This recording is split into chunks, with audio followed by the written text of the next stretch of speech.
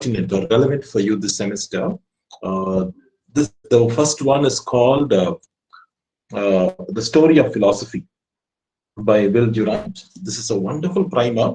This is an old version that I have, but there is also a recent version where the font size is a bit bigger, right? I bought it just a couple of months ago. The font size is bigger, so that it will be good on the eyes also. You can buy a copy of this book, have it in your library. So it's a small one, right? Small in size also. The Story of Philosophy, a must read for you, for all students of literature, because the interpolations between philosophy and literature is, we all know, is immense, right? So this is one book, and the next book is Lyotard. This is another primer on Lyotard, because we'll be discussing chapter 15 on Lyotard's The Postmodern Condition this semester. It would be nice if you can get it. The next book is Critical Practice by Catherine Belsey. She's a professor of English, and this is an amazing book that I've been advocating for all my final year students at the UG level, and then for the PG students as well. There is also another book that I was telling you the other day that is called Structuralism and Semiotics. This is also a primer. So I think that will do for now. The other books I think you must be having with you, the Glossary of Literary Terms, where you'll find some ideas. I'd also quoted from the Glossary of Literary Terms, M.H. Abrams, when I give you some definitions on modernism, etc. So we saw what theory is all about in the previous class. I also gave you the 5 basic postulates of theory, right? Politics, then language, then meaning, then human nature, then truth. All these 5 I gave you. I hope you've done some reading on that also. Then I also gave you 3 words for you to find out and come. I hope you must have done some homework on that. I'm not going to ask you now. Maybe towards the end of the class, we will do that. I asked you to find out the meaning of the word stereotype, right? And I hope you must have done some homework on that. Towards the end, we'll do that. Now, continuing on that, before having a foregrounding or an idea of what postmodernism is all about, it is good that we have some basic, a foray into the concept of modernism. What is modern? What is modernism? And what is modernity? 3 are different. They're not the same, right? So, and how does it connect with the concept of time? The word modo in Latin, we all know the English language was derived basically from these 2 classical languages, Greek and Latin. So almost all the words in English that we have, around 1400,000 words or 14 lakh words, right, that we have in English, most of these words, majority of these words are derived from either Greek or Latin. The Latin alphabet, as we all know, is also the English alphabet. So, when you go back to analyze any English word, you'll find they always have their roots in either Greek or in Latin. And the word modo in modernism also denotes the present in time. Look at the word, right? Present. And why does the word modernism always connect with, right, a movement in the 20th century? Even now, for us, it is modern, or we can call it modernism. But why does it connote a movement in the 19th century, in the late of the 19th century, and in the early part of the 20th century? Why is that? A revival in the arts, right? We call it. Why is that? And how does it connect with time? The concept of time. Have you ever thought of the concept of time?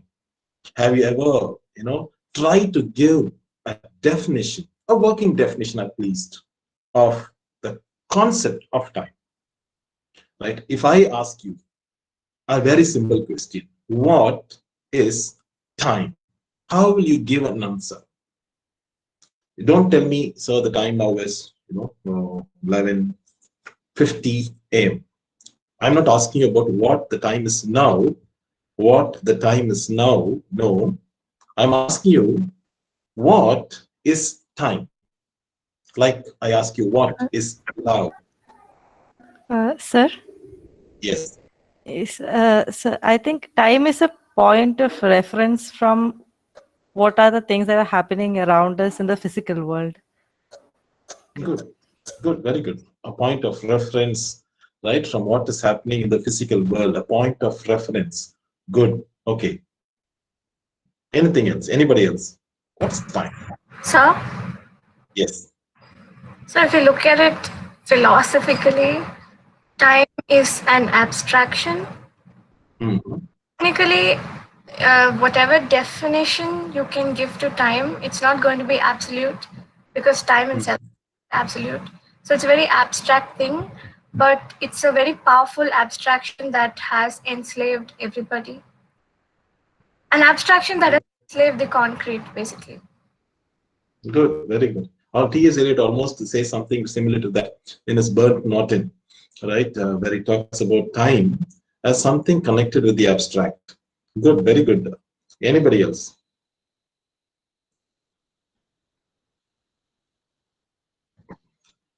A point of reference, abstraction.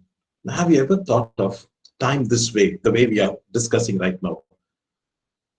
Don't tell me time is like the past, the present, and the future. Not that, right? Your own conception of time, because philosophers down the ages, right from Aristotle 24 centuries ago till date, they have been exploring, right, on this concept of what time is. And like you and me, they are also trying to come at answers, but no one has been able to come up with a solid, fixed answer and say, this is time. You can't. When I say the time now is, for example, 11:52, even as I'm saying the time now is 11:52, the time is slipping right in front of my eyes, right in front of our eyes, isn't it? Right? So even as I'm telling you, now it's almost becoming 11:53, and 11:52 became the past. Now it is 11:53, and in a few minutes from now, right, it will be 12, and a few hours from now it will be evening. So what is time? How do you define time? Beautiful definitions, right? Any other conception of time that you could possibly think of? Sir, Yes. so could we think of time as a person's, like all of us, like when we think about abstraction or reference, point of reference, could we think about it as our innate need for a sense of belonging? We need a point of reference because we want to belong somewhere and we want to tether ourselves to somewhere, but we don't want it to be a physical phenomenon. Could it be that Good. way? Good, very good. To have a sense of belonging, to have an innate sense of belonging, good. That's what some philosophers have said. Time helps us condition culture better. This is another aspect that has been sidelined also. Good, right? A sense of belonging. And time also, in a way, connects with culture in that way, right? It gives us a sense of identity, sense of belonging. Good, very good. Anything else? Everything that you have said is absolutely correct. Right? In literature, there are no nays, only A's. Right? Right. Now, coming to this conception of time, I think today's students are tomorrow's philosophers. If you can write more or think more and meditate more on this conception of time from your perspective, I think you can make a greater, a better philosopher in the future, right? And the world needs more of thinkers, right? More of thinkers who can think for themselves, like you guys did right now, thinking for yourself, right? Heidegger is one of the best philosophers of the 20th century who gave us a very good conception of time. So for him, time has a different dimension altogether. We'll discuss, right, Heidegger shortly. In the PG classes, you'll be having a separate class for Heidegger himself. So now let's go into the today's class quickly for want of time, right? So I'll just go into the next slide. The word modern means pertaining to the present. The word modern means present. Aristotle, we all know, was a great multitasker, a prodigy, and a versatile person. He was a philosopher, he was a physicist, he was a dramatist, he was everything all in one. Now, he wrote a lot of treatises. In one of his treatises called Physics, he gives a beautiful definition of the concept of time. Right? He gives a definition of time. Even today, this conception of time remains relevant. He just gave one word definition for time. One word definition for time. What is it? He said, time is the now. That's it. Right? A great philosopher, one of the greatest philosophers of the past. He was also a physician, right? He was a multitasker, versatile, personality. He gives a definition of time as one word, now. The now. So what is time? The present, the now. What is time? Right? It is not the past, it is not the future, it is the now, current, present. Now try to connect the word modern with the now.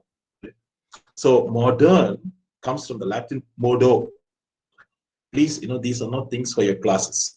Forget your exams, forget your assignments, everything else, right? From an academic perspective, these are things that we can learn for life. So, right, when you learn some of these concepts that we are discussing in these classes, right, make sure that you are not learning for your exam.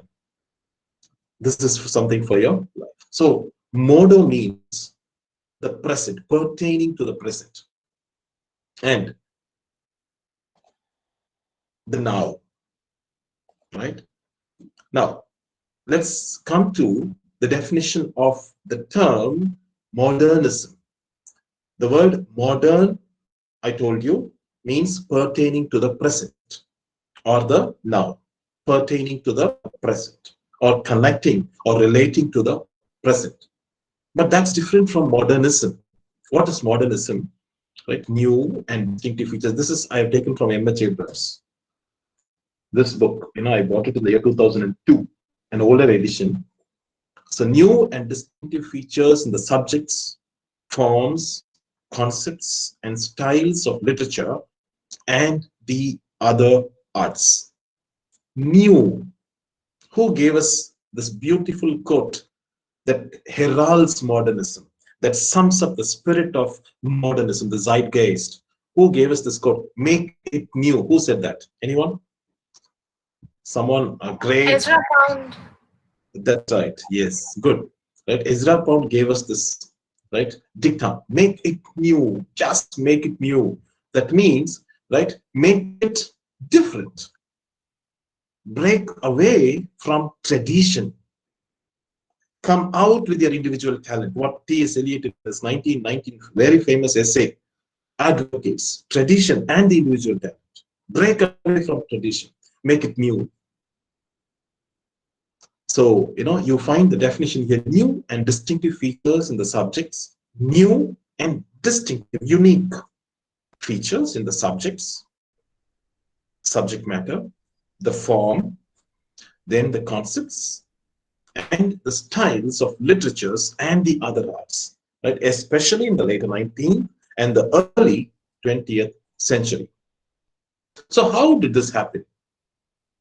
These are PowerPoints, so I'm not giving you huge sentences here that will take away the essence of a PowerPoint. So I'm just giving you the essence in a nutshell, right?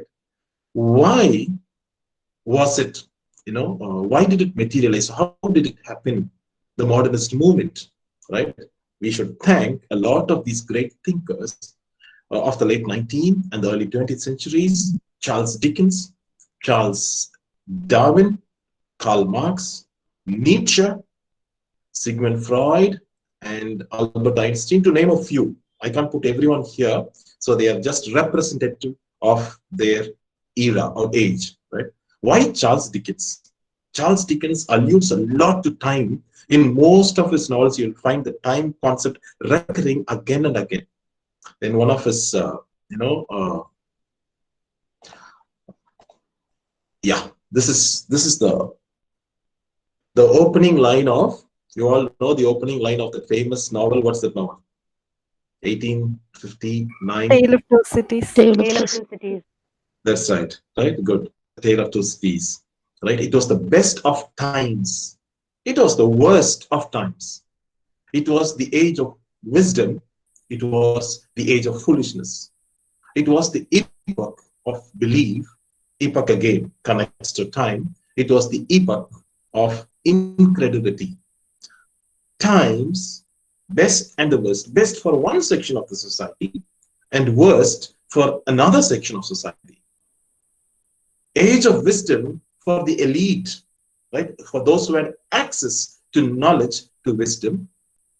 And it was the age of foolishness to others who did not have access to the domain of knowledge. The age of belief and the epoch, the paradoxes of, you find in Charles Dickens, Hard Times, one of his novels, right? In most of his novels, you'll find the why?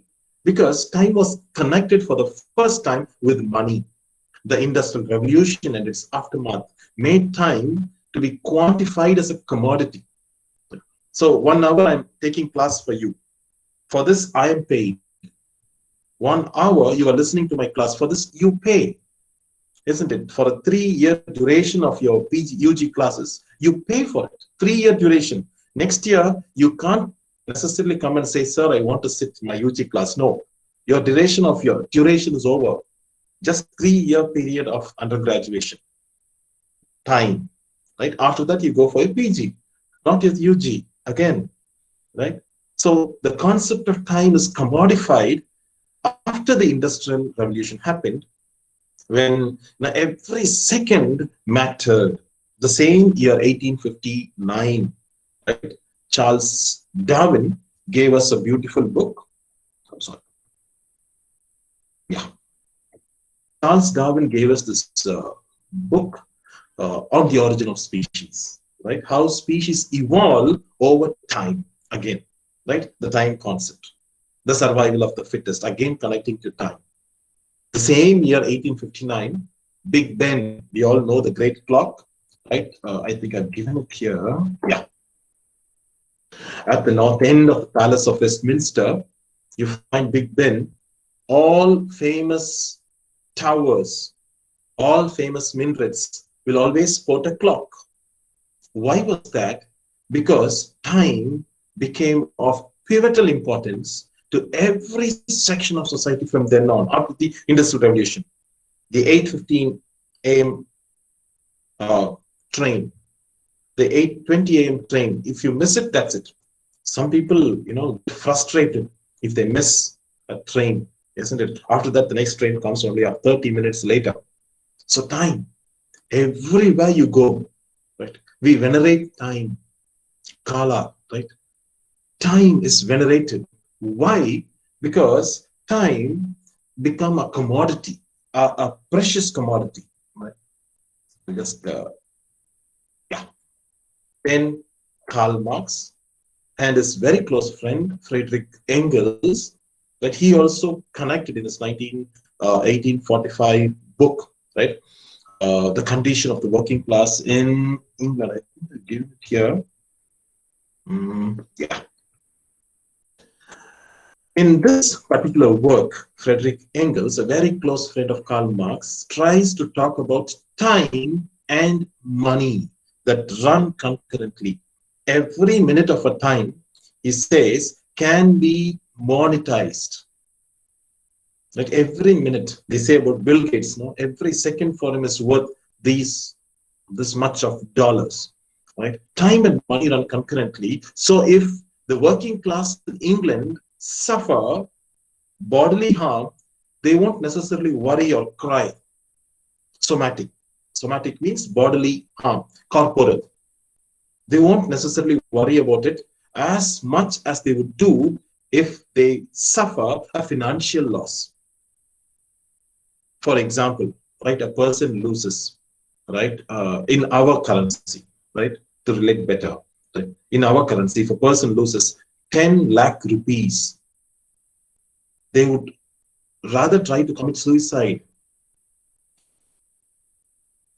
because money was always equated to time. How many years I earned this money? How many months I spent sleepless nights yearning this money on me? Now, if you tell me all my money is lost, 10 lakh rupees, where will I go? How will I start from scratch? So time was always connected with money. Even if they were to have a sickness, they won't bother, it seems, right? He was giving a survey of the condition of the working class in England. See how time becomes quantified or commodified, right? So, right, this is from Charles Darwin, right? Species can change over time. How, now I'm trying to connect modernism with time and postmodernism. I will come to that, right? Right. This is a very important concept that you will love, relishing, and cherishing for the rest of your lives. So please, you can also, read this work by Friedrich Nietzsche, if possible. Right? It's called the gay science. The gay here means the joyous science. Right? The joyous science, the gay science, or where he talks about the idea of eternal recurrence. What is this idea of eternal recurrence? Time repeating again and again.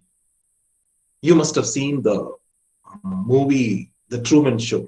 Some of you must have seen. If you haven't seen it, please watch it at least once in your sweet lives. Right? This is a movie that you should watch. Right? A must watch. The Truman Show. Right? It came way back. I think in 1998 when we were in college as literature students. Right? 1998 in fact. So, this movie is about a guy who's caught in a time loop, right? In the sense, he is in sea heaven, kind of an island, like the Big Boss show today, the Big Boss show, right? The whole world is watching him on the show where he's caught in a kind of a time warp. And every morning, the same things happen to him again and again. He doesn't know what is happening to him. He doesn't know, right, that this is a game that is played on him. He tries to escape, but he cannot escape. You should watch this movie, right? And, he knows that this is a kind of an island. He has to escape this. But you know what? They have told him, they have enforced in him a stereotype that he has a fear of swimming or of waters. So he doesn't want to venture into the waters to escape this place. So finally, what happens forms the rest of the story. No spoilers here.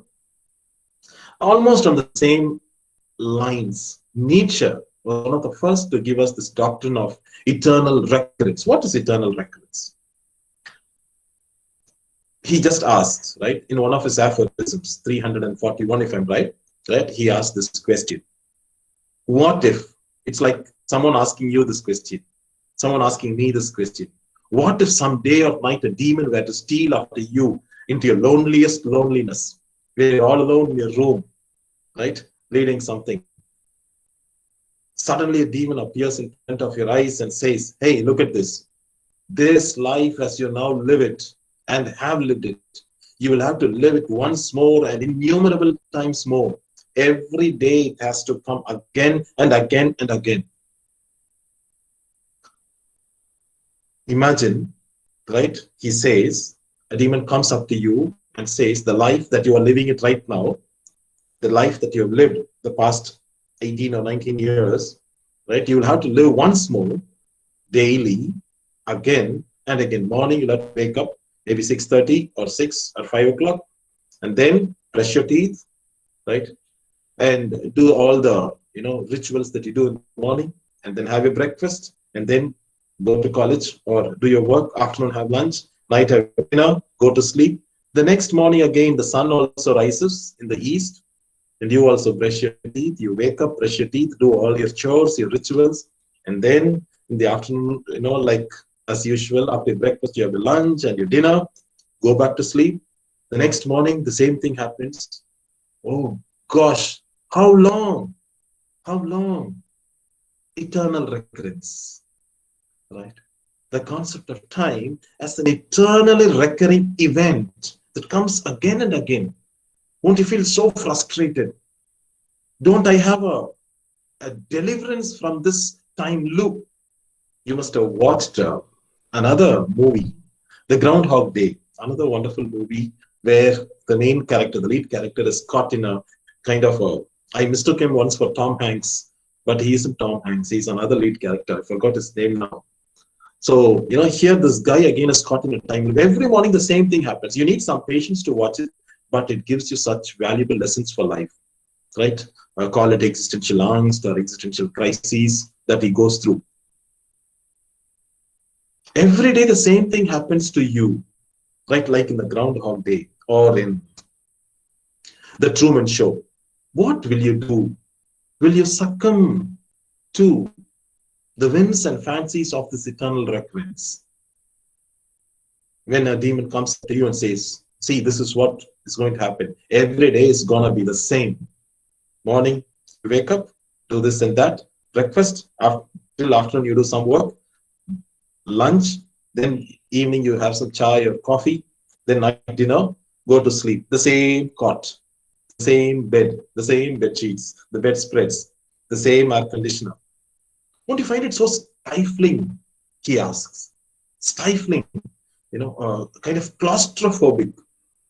Is there no deliverance for you from this time loop, a time warp? Right? Some philosophers make us think deeply, meditate deeply on the concept of time. Nietzsche is one such philosopher. Right? There are three great minds of the 19th century. One is Nietzsche, one is Sigmund Freud, and the other is Charles Darwin that we discussed, right?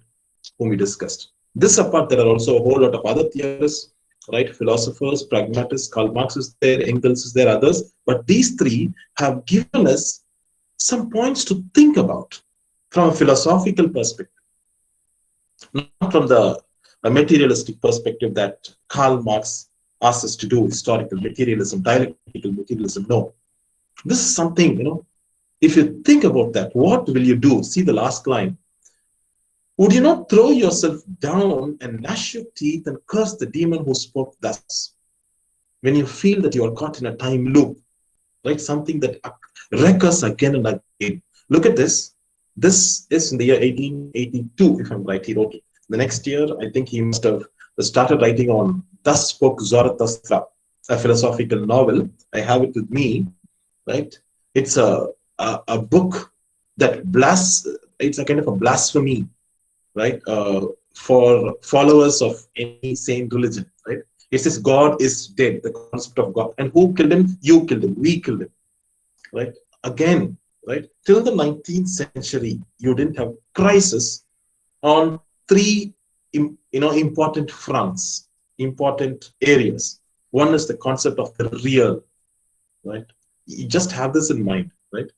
Three important areas where there was a crisis in the 19th century. One is the concept of the real. The real was problematized. Remember in the previous class, please, if you have, this book, please read this book, right? I will be alluding to this book. And in my MA classes, I make it compulsory for them to even have a copy of this book, Culture and the Real. So I told in the previous class how culture was equal or equated with the real till the 19th century. But once the 19th century came up, we found that culture dictated the real or made the real possible for us. What you and I wear today, what you and I write today, what you and I use today, everything is dictated by culture, and culture is dictated by the so-called capitalists who have money with them. And please remember the International Conference of Time. It happened in the year 1912. That was the final conference on time. The first one happened in 1767, right? When time was rationalized. Why did it happen? Because there was, a globalization happening, quietly happening. commodities, goods had to be moved from one place to the other. And slowly after that, James Watt, I think, yeah, James Watt devised and patented the steam engine and railway time. So you can't clash when it comes to railways. The train. If a train has to come at this time, it has to come. If it jumps time, then another train comes and it collides, right? So because of these material advancements, time had to be rationalized all over the city, all over the state, all over the nation, all over the world. So there was a conference on time. Look at this, a conference. That's why we ask our students to go for conferences. At the PG classes, it is compulsory for my students to go to a conference, present a new idea, get a certificate, and get their assignment marks. Right? A conference is a place where you discuss, like-minded people come together, right? Discuss, debate, and come out with possible solutions. Right? That is a conference. A conference on feminism. You go there, discuss, debate what could be possibly done, and then come out with possible solutions. Right? Likewise, a conference of time happened first in 1767 and then in the year 1912, where time was rationalized. Why? And who rationalized it? The capitalists. Please remember, it is not the government. The capitalists came forward all of their own, right? And they had an agenda, we all know. What is that agenda, right? Time, now I'll give you the word Fordism. Right. Fordism, we all know, Henry Ford gives, again connected with time. The system of mass production and consumption is called Fordism, where time matters, every second matters, every minute, every hour is quantified. If you lose a minute, then, production is affected. If production is affected, consumption is affected. In the process, delivery is affected. There is a chain, and this chain is interlinked. Everything is linked with what is called time. So they wanted to rationalize time. This time may start from here. This time may go here.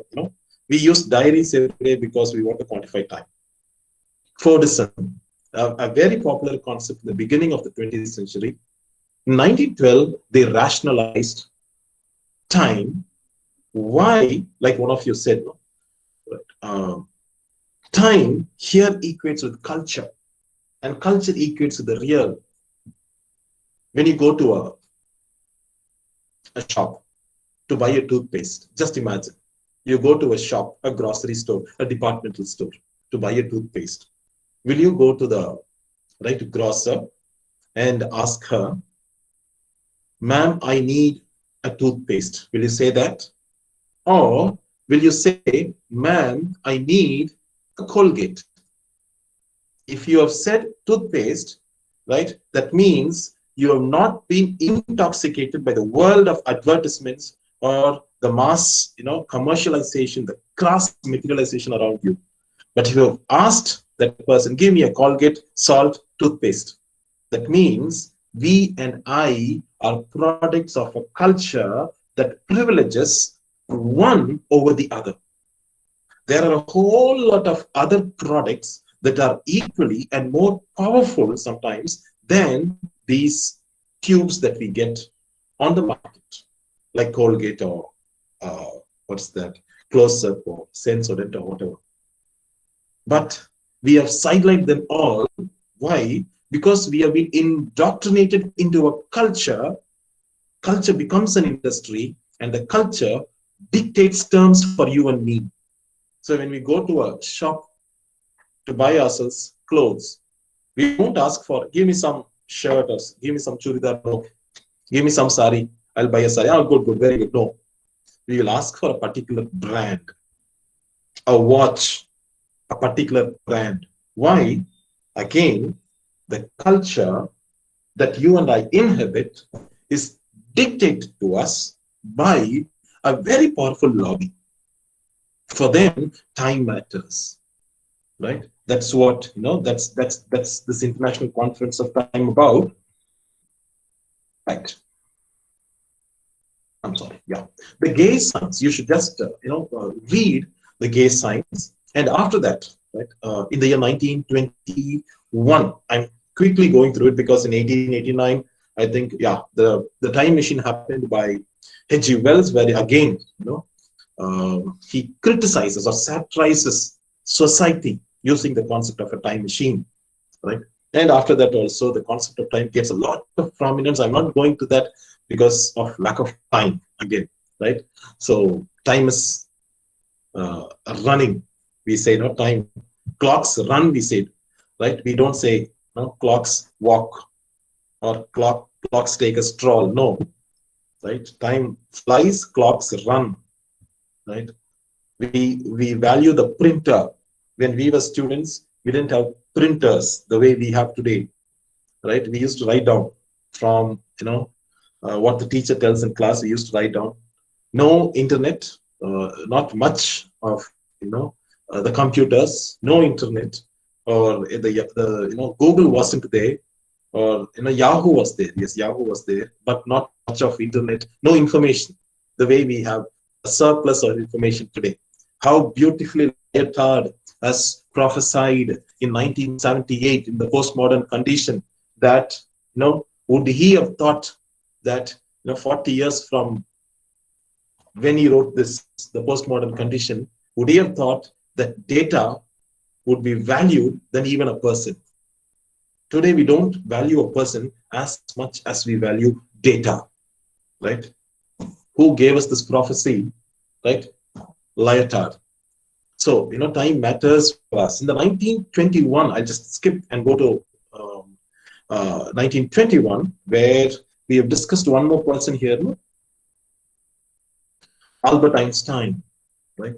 Einstein, we all know, gave us the theory of relativity, what we use in MCC as E equals MC squared, right? And he got his Nobel Prize in the year for his theory of photoelectric effect, right? I am not a physicist, but I'm trying to tell you his concept of time and the concept of time given by another famous philosopher of the 20th century. His name is Henry Bergson, Bergson. Bergson got his Nobel Prize for literature in the year 1927. Please read something of Bergson. And the next year, I think 1922 or 23, there was a great debate, a very great debate happened between a physicist, one of the greatest physicists, and one of the greatest philosophers of the 20th century on the concept of time. Now, this takes us to modernism, right? We are not into modernism. I'm just giving you the foreground in here. There was a great debate that happened in I think it's available also on YouTube. A great debate happened. And in this great debate, Albert Einstein was putting forth his theories on time. And Henry Bergson was also giving his versions, concepts of time.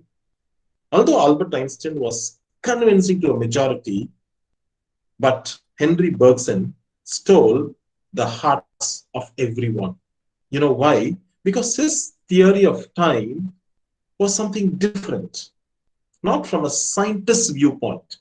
He talks about an internal time within you, within me, the duree, D-U-R-E-E, right? Something, the internal time, the time of, right, memories that we have within us. Sometimes, right, the time that we have, right, in, going back to the past, like Kamala Das does in my grandmother's house, the time of memories, the time of reveries. This was a revelation, right? That takes us again to narratology, right? Narrative time, Paul Ricoeur and others. I'm not going to that. 1927, he got his Nobel Prize, Henry Bergson, for time. And the same year, like 1927, Heidegger, I would call him the greatest philosopher of the 20th century. But there are others also vying, for this honor. So, Heidegger is a game changer. He wrote this phenomenal work titled Being and Time, right, in the year 1927, Being and Time. Now, just journeying from 1859 till 1927, you find how the concept of time has attained such a preeminent position, great stature. Why did time attain this great grand stature in the later half of the 19th and the beginning of the 20th century? Just think about it. In the next class, we are going to extend our discussions on modernism and time before we go into some of the facets of modernism quickly and then launch into postmodernism. Right. So, if there are any questions, any doubts, any clarifications, you can ask me now. And quick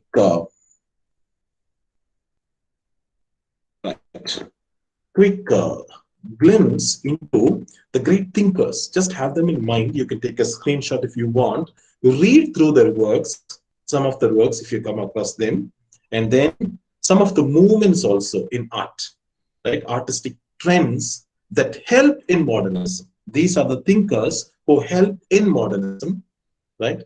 And that's why, then we have the trends, the artistic trends that helped, facilitated modernism, like expressionism, surrealism, impressionism, post-impressionism, symbolism, right?